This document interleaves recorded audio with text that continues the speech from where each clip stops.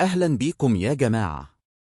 في الفيديو ده هشرح لكم ازاي تحطوا خلفية مخصصة للساعة الذكية بتاعتكم من الايفون باستخدام تطبيق اتشار واي فاي. وقبل ما نبدأ اتأكدوا ان البلوتوث في موبايلكم شغال. بعد كده ادخلوا التطبيق وجربوا تربطوها تاني. اول ما تتوصل هيظهر لكم رسالتين بوب ابس، وافقوا عليهم فورا عشان كل الصلاحيات تشتغل. دلوقتي ادخلوا على اختيار يو أنا، وداروا على اختيار الخلفية أو واتش فيس. اختاروا خلفية مخصصة Customized Face، وبعدين اختيار الصورة. هنا هيفتح معكم الاستوديو بتاع الموبل.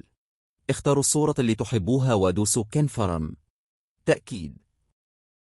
تقدروا تضبطوا شكلها زي ما تحبوا، ولو تمام دوسوا Save and Use حفظ واستخدام. استنوا التحميل يخلص. ومبروك، الساعة دلوقتي عليها صورتكم. دلوقتي ادخلوا على اختيار يو أنا، وداروا على اختيار الخلفية أو واتش فيس.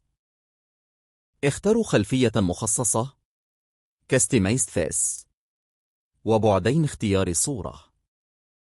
هنا هيفتح معكم الاستوديو بتاع الموبل. اختاروا الصورة اللي تحبوها ودوسوا Confirm تأكيد.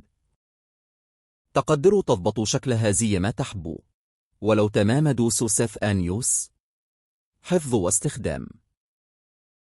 استنوا التحميل يخلص. ومبروك، الساعة دلوقتي عليها صورتكم.